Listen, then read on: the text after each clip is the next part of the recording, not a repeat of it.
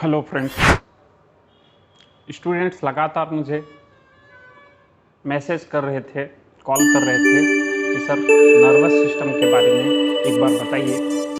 तो आज मैं जो टॉपिक लेके आया हूँ नर्वस सिस्टम, हम इसमें देखेंगे कि नर्वस सिस्टम होता क्या है, नर्वस सिस्टम के कौन कौन से पार्ट्स हैं, वो पार्ट्स कैसे काम करते हैं, उनके क्या क्या फंक्शन हैं, कैसे काम करते हैं, फिर उनमें क्या क्या चीज़ें पाई जाती हैं और वो हमारी बॉडी के किन किन चीज़ों के लिए रिस्पॉन्सिबल हैं। तो आइए वन बाय वन देखते हैं कि नर्वस सिस्टम क्या होता है और कैसे काम करता है।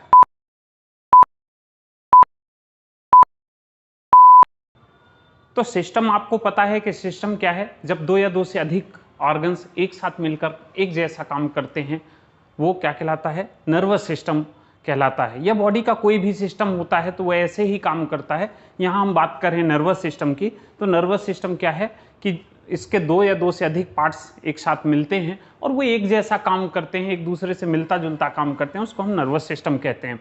अब नर्वस सिस्टम क्या होता है कि ये स्पेशली दो चीज़ों से मिलकर बना हुआ है, एक ब्रेन और दूसरा स्पाइनल कार्ड। तो हम पहले बात करें ब्रेन की, तो ब्रेन हमारा कहाँ है, हमारे स्कल्स के अंदर है, जिसको हम कई बार क्रेनियम कहते हैं। और ये क्रेनियम क्या है, लगभग 8 हड्डियों का समूह है, जिसमें अलग अलग हड्डियाँ क्या है एक साथ मिलकर फाइब्रस ज्वाइंट बनाती हैं और ये दोनों सारी 8 बोन क्या है आपस में मिली हुई होती हैं और इसके अंदर ही क्या है ब्रेन्स हमारा सुरक्षित होता है। ऊपर वाले ने या भगवान ने क्या किया हुआ है कि आपकी बॉडी में जितनी भी इंपॉर्टेंट चीज़ें हैं उनको उसने एक्स्ट्रा सुरक्षा प्रदान करी। जैसे हड्डियों, खोपड़ी या स्कल की हड्डियों के अंदर क्या है ब्रेन को उसने सुरक्षित कर दिया, हमारे हार्ट को, हमारे लंग्स को रिब्स के द्वारा सुरक्षित कर दिया। तो इस तरीके से उसने क्या किया कि जो इंपॉर्टेंट ऑर्गन है उनको ज़्यादा एक्स्ट्रा सुरक्षा देने की कोशिश की है। तो सबसे पहले क्या है कि ब्रेन का जो प्रोटेक्शन की बात करें तो प्रोटेक्शन किसके द्वारा होता है, क्रेनियम के द्वारा होता है। और ये क्रेनियम 8 हड्डियों से मिलकर बना हुआ है जो आपस में एक दूसरे के साथ फ्यूज होती हैं फाइब्रस ज्वाइंट के द्वारा। अब मेंटेन, ब्रेन का काम क्या है, ये मेंटेन होमोस्टेसिस। या नर्वस सिस्टम के काम की बात करें तो ये क्या कर रहा है, होमोस्टेसिस का काम करता है। होमोस्टेसिस क्या होता है कि बैलेंस बनाने का, मतलब बॉडी का इंटरनल, आंतरिक भी और बाहर भी, हम जो चल पा रहे हैं, हमारी जो बॉडी ठीक से काम कर पा रही है, वो क्यों है, क्योंकि हमारा नर्वस सिस्टम प्रॉपर तरीके से काम कर रहा होता है। अब इसमें क्या पाए जाते हैं, इसमें सेंसरी रिसेप्टर पाए जाते हैं। सेंसरी रिसेप्टर ये क्या करते हैं, सेंसरी रिसेप्टर हमारे ब्रेन से जो इंफॉर्मेशन आती है उसके बॉडी के अलग अलग पार्ट्स में भेजने का काम करते हैं। वहीं बॉडी के अलग अलग पार्ट्स से इंफॉर्मेशन को लेके वापस ब्रेन तक पहुंचाने का काम करते हैं। ठीक है, ये हमारे इंटरनल और एक्सटर्नल दोनों एनवायरनमेंट के साथ जोड़ने का काम करते हैं। इंटरनल मतलब हमारे अंदर क्या चीजें चल रही हैं उसको भी मेंटेन करने का काम करते हैं और हमारी बॉडी को एटमॉस्फेयर के साथ भी जो है कनेक्ट करने का, जोड़ने का काम करते हैं। ईच पार्ट हैविंग, अब ब्रेन के अंदर जितने भी पार्ट्स हैं आगे चल के हम देखेंगे वो सारे के सारे उनके सबके अपने अपने पर्टिकुलर फंक्शन है, मतलब ये एक दूसरे की फंक्शन में इंटरफेयर नहीं करते। एक पार्ट है उसका एक पर्टिकुलर फंक्शन है, दूसरा पार्ट है उसका दूसरा पर्टिकुलर फंक्शन है, मतलब ये दूसरों के एक दूसरे के कार्यों में क्या है दखल नहीं देते हैं। फिर बात करें अगर ब्रेन की, तो ब्रेन का वजन अबाउट 3 पाउंड के आसपास होता है। इसका वजन एडल्ट का 3 पाउंड या अपन ऐसा कह सकते हैं 1350 ग्राम के आसपास होता है। और इसके अंदर क्या पाए जाते हैं, न्यूरॉन्स पाए जाते हैं। इसके अंदर ब्रेन के अंदर क्या है, टोटल 75% हिस्से में तो पानी पाया जाता है, 20% हिस्से में क्या है ऑक्सीजन पाया जाता है और लगभग जो 5% हिस्सा बचता है उसमें लगभग 100 बिलियन के आसपास न्यूरॉन पाए जाते हैं। अब बात करते हैं कि न्यूरॉन्स क्या हैं, तो ये कोशिकाएं हैं और ये कोशिकाएं ऐसी हैं कि ये न्यूरॉन्स क्या करते हैं, हमारी पूरी बॉडी को, हमारे पूरे ब्रेन को कंट्रोल करने का काम करते हैं। अब इन न्यूरॉन्स भी, अगर इसके स्ट्रक्चर की बात करें, स्ट्रक्चर पे जाएं तो न्यूरॉन्स क्या है, तो basic element of the cell, cell का जो है बेसिक एलिमेंट है या कार्यात्मक इकाई कह सकते हैं अपन। नर्वस सिस्टम की कार्यात्मक इकाई क्या होती है, न्यूरॉन्स होती है। और न्यूरॉन्स का अगर स्ट्रक्चर जैसा कि डायग्राम में आपको दिख रहा है कि इसके अलग अलग पार्ट्स हैं। सबसे ऊपर हेयर लाइक प्रोजेक्शन होता है जिसको हम डेंड्राइट्स कहते हैं। इसके बाद सेंटर पोर्शन जिसको सेल बॉडी कहते हैं। सेल बॉडी में जैसा आप देख पा रहे हैं, सेल बॉडी क्या करता है कि डेंड्राइट्स क्या करते हैं, सारी इंफॉर्मेशन को कलेक्ट करते हैं और कलेक्ट करके जो है कहाँ ट्रांसमिट करते हैं, सेल बॉडी के पास ट्रांसमिट करते हैं और सेल बॉडी उस इंफॉर्मेशन को क्या करती है, स्टोर करती है। इसका जो तीसरा हिस्सा है वो कहलाता है एक्सॉन, और एक्सॉन क्या करते हैं कि जो सेल बॉडी के पास इंफॉर्मेशन है उसको वापस लेके कहाँ आते हैं, नीचे की तरफ, मतलब away from the cell body, cell body से इंफॉर्मेशन लेके सेल बॉडी से उसको दूर भेजने का काम करते हैं।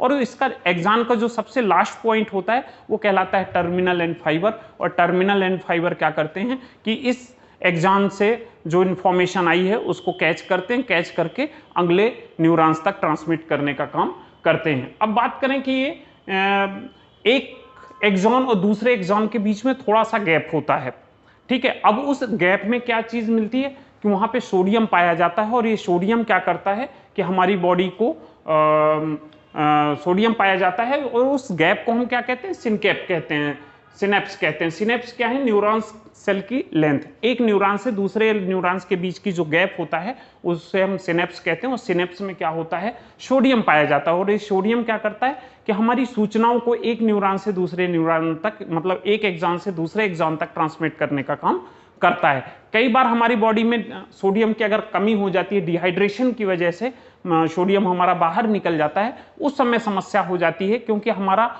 बॉडी हमारे ब्रेन के डायरेक्ट संपर्क में नहीं होती, उसमें इंटरफेयर आ जाता है, उसमें गैप आ जाता है, और उस वजह से हमारी जो इंफॉर्मेशन है वो एग्जैक्टली ब्रेन तक नहीं पहुंच पाती हैं। अब बात करें अगर ब्रेन के नर्वस सिस्टम के टाइप्स की, तो नर्वस सिस्टम जो है 3 तरीके का देखने को मिलता है। पहला सेंट्रल नर्वस सिस्टम, या इसको हम कहते हैं केंद्रीय तंत्रिका तंत्र। सेंटर नाम में ही लिखा हुआ है सेंटर, और इसका मतलब ये सेंटर वाला पोर्शन है, केंद्रीय, केंद्रक में है, और ये केंद्रीय तंत्रिका तंत्र। ये अगेन 2 इंपॉर्टेंट ग्रुप में डिवाइडेड है, पहला ब्रेन और दूसरा स्पाइनल कार्ड। फिर बात करते हैं दूसरा जो क्लासिफिकेशन है वो है पेरिफेरल नर्वस सिस्टम, और पेरिफेरल नर्वस सिस्टम को हम कहते हैं हिंदी में परिधीय तंत्रिका तंत्र। परिधीय मतलब परिधि के चारों ओर, मतलब एक जो बॉडी है उसके चारों ओर, मतलब उसके चारों ओर क्या है, नर्व्स का जाल बना हुआ है, और वो आ जाता है पेरिफेरल नर्वस सिस्टम में। और इस पे ब्रेन से निकलने वाली 12 pair of the cranial nerves, 12 pair cranial nerves, और जो स्पाइनल कार्ड या रीढ़ की हड्डी के अंदर जो स्पाइनल कार्ड पाया जाता है वो स्पाइनल नर्व 31 पेयर। इनका पूरी बॉडी में क्या है, जाल बना हुआ है, और ये इंफॉर्मेशन को लाने और सेंसेशन को लाने और ले जाने का काम करती। इसके बाद जो तीसरा क्लासिफिकेशन हमने नर्वस सिस्टम का देखा वो क्या है, ऑटोनॉमिक नर्वस सिस्टम। और ऑटोनॉमिक को हिंदी में कहते हैं स्वायत्त या स्वशासी, स्वशासी भी कह सकते हैं। आपने देखा होगा बहुत सारे कॉलेज क्या है, ऑटोनॉमिक है। ऑटोनॉमिक मतलब स्वशासी, जो जिनका खुद के ऊपर शासन होता है, वैसे ही यहाँ पे ऑटोनॉमिक नर्वस सिस्टम है। और ये ऑटोनॉमिक नर्वस सिस्टम करता क्या है कि इसमें जो कुछ क्रेनियल नर्व थी वो इन्वॉल्व होती हैं, और कुछ जो स्पाइनल नर्व थी वो इन्वॉल्व होती हैं। और ये आगे चल के 2 तरीके का होता है, सिंपैथेटिक और पैरासिम्पैथेटिक। अब सिंपैथेटिक और पैरासिम्पैथेटिक के बारे में हम आगे डिस्कस करेंगे। फिर बात करते हैं कि जो सेंट्रल नर्वस सिस्टम था उसका क्लासिफिकेशन। अगर हम सेंट्रल नर्वस सिस्टम का क्लासिफिकेशन करते हैं, पार्ट्स ऑफ द ब्रेन की बात करते हैं, तो ये 3 हिस्सों में डिवाइड किया गया है। पहला फोर ब्रेन, और जिसको हम अग्र मस्तिष्क कहते हैं, दूसरा मिड ब्रेन जिसको हम मध्य मस्तिष्क कहते हैं, और तीसरा हाइंड ब्रेन जिसको हम पश्च मस्तिष्क के नाम से जानते हैं। तो अग्र मस्तिष्क के आगे 3 भाग देखने को मिलते हैं, सेरिब्रम, थैलमस और हाइपोथैलमस। ठीक है, मिड ब्रेन के 2 हिस्से देखने को मिलते हैं, कार्पोरा और सेरिब्रल पेंडिकल। ठीक है, इसके बाद आता है हैंड ब्रेन या पश्च ब्रेन, पश्च मस्तिष्क। इसके 3 हिस्से होते हैं, सेरिबेलम, पोन्स और मेडुला ऑब्लांगेटा। अब एक एक के बारे में हम देखते हैं कि एक एक कैसे काम करता है। तो सबसे पहले बात करते हैं हम सेरिब्रम की। तो सेरिब्रम क्या है कि 2 हेमिस्फीयर, सेरिब्रम क्या है, 4 ब्रेन का सबसे पहला पार्ट है, और इसके 2 हेमिस्फीयर पाए जाते हैं, मतलब 2 हिस्से पाए जाते हैं। पहला जो बाहर वाला हिस्सा होता है सेरिब्रल कॉर्टेक्स के नाम से जानते हैं, और जो इसके अंदर वाला होता है वो क्या है, कार्पस कैलोसम के नाम से जानते हैं। और ये सेरिब्रम के भी हम 4 हिस्से देखने को मिलते हैं। पहला पैराइटल लोब, फिर दूसरा ऑक्सीपिटल लोब, तीसरा टेम्पोरल लोब और चौथा फ्रंटल लोब। एक एक करके देखते हैं। फ्रंटल लोब सामने वाला हिस्सा, पैराइटल ऊपर वाला हिस्सा, टेम्पोरल साइड वाला हिस्सा, और ऑक्सीपिटल जो पीछे वाला हिस्सा। तो ये सेरिब्रम के 4 पार्ट देखने को मिलते हैं। इसके बाद इसका दूसरा हिस्सा है फोर ब्रेन का, जिसको हम क्या कहते हैं, थैलमस कहते हैं। उस थैलमस क्या करता है, connect with the outside of the world. ठीक है, ये हमारी बॉडी को आउटसाइड एटमॉस्फेयर के साथ जोड़ने का काम करता है, कनेक्ट करने का काम करता है। जैसे एटमॉस्फेयर में आप क्या होता है, कभी धूप में खड़े होते हो तो ये हमारा हिस्सा क्या बताता है कि आप धूप पे हो, आपको नुकसान हो सकता है, इसलिए आप क्या करो, छाया में चलो जाओ, और हमारी बॉडी फिर वहां से मूव करके छाया में चली जाती है। मतलब हमारी बॉडी को क्या करता है, हीट से, गर्मी से, कोल्ड से, ठंडी से रेगुलेट करने का काम करता है। मतलब हमको एहसास दिलाने का काम कौन करता है, थैलेमस करता है, आउटसाइड ऑफ द वर्ल्ड, मतलब एटमॉस्फेयर के साथ हमको कनेक्ट करने का, जोड़ने का काम करता है। इसके बाद बात करते हैं हम हाइपोथैलेमस की। तो हाइपोथैलेमस क्या है, टेम्परेचर रेगुलेशन का काम करता है। चूंकि थैलेमस और हाइपोथैलेमस एक ही जैसे नाम है, तो इनके काम भी लगभग एक ही जैसे देखने को मिलते हैं। हाइपोथैलेमस क्या करता है, temperature regulation inner part of the body, हमारी बॉडी के अंदर जो टेम्परेचर है उसको रेगुलेट करने का काम करता है। फॉर एग्जांपल, जब ओवर हीट होता है तो ये पसीने का सिक्रीशन कर देता है, और जब हीट कम होती, गर्मी कम होती है, तो ये पसीने का सिक्रीशन बंद कर देता है। ये और क्या क्या चीजें करता है, तो नेचर, हमको हमारे नेचर के साथ, हमारा नेचर कैसा होगा या किसी भी व्यक्ति का स्वभाव कैसा होगा उसको कंट्रोल करने का काम हाइपोथैलेमस करता है। फिर एंग्री, हमको गुस्सा आएगा कि नहीं आएगा उसको कंट्रोल करने का काम करता है। लव, किसी से हमारा प्रेम जो प्रदर्शित होता है उसको कंट्रोल करने का काम करता है। थ्रस्ट, थ्रस्ट मतलब होता है प्यास, हमको प्यास लगी है कि नहीं, कब लगनी है, इसको कंट्रोल करने का काम करता है। स्वेट, पसीना, मैंने जैसा बताया कि पसीने को निकालना कब है और कब नहीं निकालना है, इसको कंट्रोल करने का काम करता है। और हंगर, हंगर मतलब होता है भूख, हमको भूख लगेगी, कब लगेगी, कितने टाइम पे लगेगी, कैसी लगेगी, वो डिपेंड करता है हाइपोथैलेमस के ऊपर। इसके बाद बात करते हैं मिड ब्रेन का, जिसको हम मध्य मस्तिष्क कहते हैं। तो मध्य मस्तिष्क के में आपने देखा कि यहाँ पे 2 हिस्से बनाए गए हैं, एक कार्पोरा और दूसरा सेरिब्रल पेंडिकल। तो कार्पोरा का काम क्या है, सेंड इंफॉर्मेशन टू ब्रेन, ये क्या करता है, इंफॉर्मेशन को कलेक्ट करके ब्रेन की तरफ भेजने का काम करता है। फॉर एग्जांपल, हमने जो देखा, हमने जो सुना, उन चीजों को ये कलेक्ट करता है, कलेक्ट करके ब्रेन तक वही इंफॉर्मेशन एज इट इज भेजने का काम करता है। फिर बात करते हैं सेरिब्रल पेंडिकल की। तो सेरिब्रल पेंडिकल क्या करता है कि connect with the spinal cord. ठीक है, कई बार क्या होता है कि ब्रेन हमारा काम कर रहा होता है तो दूसरी चीजों पे ध्यान नहीं दे पाता, तो ये क्या करता है कि हमारी ब्रेन को स्पाइनल कार्ड से जोड़ने का काम सेरिब्रल पेंडिकल करता है। और उस टाइम पे ब्रेन अगर काम करने की कंडीशन में नहीं है तो वो सूचनाओं को कहाँ, हमारे स्पाइनल कार्ड की तरफ ट्रांसमिट कर देता है, और स्पाइनल कार्ड क्या करता है, उसको रेगुलेट कर लेता है। फिर बात करते हैं तीसरा हिस्सा हाइंड ब्रेन या पश्च मस्तिष्क का। पश्च मस्तिष्क की बात करें तो इसमें जो पहला हिस्सा है वो सेरिबेलम है। सेरिबेलम क्या करता है, पोस्चर को, पोस्चर मतलब हम कैसे खड़े हैं, ठीक है, हमारी बॉडी का बैलेंस कैसे मेंटेन होगा उसको कंट्रोल, पोस्चर को कंट्रोल करना, फिर हमारे बैलेंस को कंट्रोल करना, और हमारी जो मसल स्टोन है, हमारे जो मूवमेंट है, हम किसी चीज को कितना जल्दी रिएक्ट कर पाते हैं उसको कंट्रोल करने का काम कौन करता है, सेरिबेलम करता है। और इसके बाद आता है पोन्स। पोन्स क्या करता है, control the respiratory function. Pons क्या है कि जो पश्च मस्तिष्क का सेंटर वाला वो हिस्सा है, और ये क्या करता है, हमारी बॉडी में जो रेस्पिरेशन है, रेस्पिरेटरी फंक्शन है, मतलब हम ऑक्सीजन ले पा रहे हैं और कार्बन डाइऑक्साइड को प्रॉपर तरीके से बाहर छोड़ पा रहे हैं, तो उसको कंट्रोल करने का काम कौन करता है, पोन्स करता है। तीसरा हिस्सा मेडुला ऑफ लॉन्गाटा। मेडुला ऑफ लॉन्गाटा क्या करता है कि हमारी बॉडी के अंदर क्या है कि हार्ट और लंग्स को रेगुलेट करने का काम करता है, ठीक है, मतलब उनको कंट्रोल करता है, हार्ट को भी कंट्रोल करता है और हार्ट के साथ में हमारे लंग्स को भी कंट्रोल करता है। फिर आता है शैलोइंग। शैलोइंग मतलब निगलना, हम जो खाना खाते हैं वो प्रॉपर तरीके से हमारी बॉडी के अंदर चला जाता है, उसको निगलने का काम भी कौन करता है, ये मेडुला वाला हिस्सा करता है। फिर कफिंग, हम किसी चीज को रिएक्ट करते हैं, खांस पाते हैं, अपनी चीजों को बाहर निकाल पाते हैं, उसको कंट्रोल करता है। वॉमिटिंग, हमारी वॉमिटिंग का जो सेंसेशन होता है, कई बार आपने देखा होगा कि एक्सीडेंट होने के बाद क्या है, पेशेंट को वॉमिटिंग होने लगती है, उल्टी होने लगती है। अब वो एक्सीडेंट हुआ है तो जाहिर सी बात है उसके पीछे वाले हिस्से पे लगा, मतलब मेडुला वाले हिस्से पे लग गया, तो वहां से उसको फीलिंग आती है, या तो नोजिया होगा या तो कई बार वॉमिटिंग की सेंसेशन होने लगती है कि वॉमिटिंग हो रही है, हो रही है, हो रही है, ऐसा करके। और फिर स्लीपिंग, हम जो व्यक्ति क्या है, अगर वो नॉर्मल फंक्शन कर रहा है तो उसके लिए सोना भी उतना ही इंपॉर्टेंट है, तो हमारी स्लीप को भी कंट्रोल करने का काम कौन करता है? Medulla oblongata. कई बार आपने सुना होगा कि घर में बुजुर्ग लोग क्या कहते हैं, यहाँ पीछे मत मारा करो। क्यों? क्योंकि यहाँ पे छोटा दिमाग होता है। तो वो जो छोटा दिमाग है वो कोई और नहीं, हमारा मिड ब्रेन पोन्स और मेडुला वाला हिस्सा होता है, पीछे की तरफ होता है, पोस्टीरियर साइड में होता है, ऑक्सीपिटल रीजन में होता है। और क्यों? क्योंकि ये स्पेशली मेडुला और पोन्सिया के क्या करते हैं, हमारे हार्ट को, हमारे लंग्स को कंट्रोल करने का काम करते हैं। इसलिए बड़े बुजुर्ग बोलते हैं कि इस जगह पे मारना ठीक नहीं है, और वो कहते हैं कि यहाँ पे छोटा दिमाग होता है।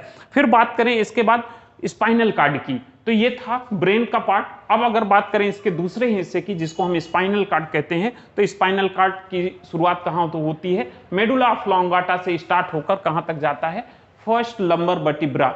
ठीक है, वर्टिब्रा हमारी बॉडी में वर्टिब्रल कॉलम है। वर्टिब्रल कॉलम मतलब मेडुला ऑब्लांगाटा से स्टार्ट होके और 33 वर्टिब्रास होती हैं। 33 वर्टिब्रास मतलब कि एक एक करके स्पाइनल, पहले है सर्वाइकल, सर्वाइकल की 7 हो गई, थोरेसिक की 12 हो गई, थोरेसिक के 12 के बाद लंबर की 5 हो गई, सेक्रल की 5 हो गई और कॉसिक्स की 4। जैसा कि डायग्राम में बताया गया है, स्पाइनल कार्ड का ये पूरा क्राइटेरिया होता है। अलग अलग नर्व होते हैं इसमें, और ये आपका पहले हो गई सर्वाइकल, सर्वाइकल के बाद थोरेसिक की 12, थोरेसिक के 12 के बाद हो गई लंबर, लंबर की 5, फिर सेक्रल की 5, और फिर उसके बाद कॉसिक्स की 4 होती हैं। और ये क्या है, एक दूसरे से फ्यूज होती हैं, तो कभी कभी हम उसको सिंगल में भी काउंट कर लेते हैं। इस तरह से टोटल 33 वर्टिब्रास होती हैं। तो ये स्पाइनल कार्ड कहाँ से? मेडुला ऑब्लांगाटा से स्टार्ट होके फर्स्ट लंबर वर्टिब्रा तक जाता है। और ये क्या करता है? Nerve from the peripheral nervous system. ये पेरिफेरल जो आपने देखा नर्वस सिस्टम जो बनता है, वहां के लिए इन और आउट करने का काम करती है। मतलब वहां से नर्व वापस ब्रेन तक जाती है और ब्रेन से इंफॉर्मेशन लेकर फिर बॉडी के अलग अलग पार्ट्स में जाती हैं। तो ये क्या करते हैं? इसका प्रोटेक्शन होता है। स्पाइनल कार्ड और ब्रेन, ब्रेन दोनों हिस्सों को प्रोटेक्शन देने, सुरक्षा देने का काम करती है। तो यहाँ स्पाइनल कार्ड के अंदर क्या होता है कि 3 चीजों के द्वारा इसको प्रोटेक्शन दिया जाता है। पहला वर्टिब्रल कॉलम। वर्टिब्रल कॉलम मैंने अभी जो 31 pair of the bones, 31 bones बताई थी, और ये सर्वाइकल, सर्वाइकल के बाद थोरेसिक, लंबर और सेक्रल, कॉसिक्स, इनके द्वारा जो है स्पाइनल कार्ड को सुरक्षा प्रदान की जाती है। दूसरा होता है सीएसएफ। सीएसएफ क्या होता है? Cerebro spinal fluid. ये एक फ्लूइड है जो ब्रेन के अंदर भी और ब्रेन के साथ साथ स्पाइनल कार्ड के अंदर भी रन करता है, और जो ये प्रोटेक्शन देता है, ब्रेन को भी प्रोटेक्शन देता है और स्पाइनल कार्ड को भी प्रोटेक्शन देता है। फिर बात करें मेनिंजियस की। मेनिंजियस क्या होती है? ये लेयर हैं, ठीक है, मेम्ब्रेन है। और मेम्ब्रेन कहाँ पाई जाती है? ब्रेन के अंदर भी पाई जाती है और ब्रेन के साथ साथ में जो है स्पाइनल कार्ड में पाई जाती है, वो ये 3 की संख्या में। तो हमारा जो क्रेनियम है, जो हमने देखा था ब्रेन में, क्रेनियम के ठीक नीचे और ब्रेन के बीच में ये 3 लेयर पाई जाती हैं। जो सबसे ऊपर की लेयर है, जैसा कि डायग्राम में दिखाई दे रहा है, इस डायग्राम में ये दिखाया गया है, जो ब्रेन में स्कल है, स्कल के ठीक नीचे की जो पहली लेयर होती है वो ड्यूरामेटर होती है, आउटर मोस्ट लेयर, सबसे बाहर की लेयर है। फिर उसके बाद आता है दूसरी लेयर जिसको हम कहते हैं एरिकनाइड मैटर, और एरिकनाइड मैटर का काम क्या है कि ये सेंटर की लेयर होती है और ये वेव लाइक होती है, इस लहर के जैसे आकृति होती है। और तीसरा होता है इनर मोस्ट लेयर, सबसे अंदर की लेयर, और जिसको हम पाया मैटर कहते हैं, और इसमें बहुत सारी ब्लड वेसल्स पाई जाती हैं जो सब ब्लड सप्लाई देने का काम करती हैं। अब ये करते क्या है कि ये हमारे ब्रेन को भी प्रोटेक्शन देती हैं और ब्रेन के साथ साथ में स्पाइनल कार्ड को भी प्रोटेक्शन देती हैं, क्योंकि ये दोनों ही एक दूसरे से इंटरकनेक्टेड होते हैं। अब बात करें इसके लेयर की, तो ये क्या है कि आपने देखा ऑटोनॉमिक नर्वस सिस्टम क्या होता है? सिंपैथेटिक होता है और पैरासिम्पैथेटिक होता है। सिंपैथेटिक और पैरासिम्पैथेटिक। तो सिंपैथेटिक क्या होता है? किसी चीज को हम देख के एग्रेसिव हो गए, चिल्लाने लगे, हमारी हार्ट बीट बढ़ गई, हमारी सांसें तेज चलने लगी, ये क्या होता है? सिंपैथेटिक होता है। मतलब अगर हमको एक भूत दिख गया और भूत दिखने के बाद हमारी जो है एक्टिवेशन बढ़ गया, तो उसको हम क्या कहते हैं? सिंपैथेटिक कहते हैं। और पैरासिम्पैथेटिक क्या है? पैरासिम्पैथेटिक ऐसी कंडीशन कि जब हम वापस नॉर्मल की तरफ जाते हैं तो ये अनुक्रमिक और ये परानुक्रमिक दो नामों से जाना जाता है और इस तरीके से ये क्या है कंट्रोल करता है। Thank you.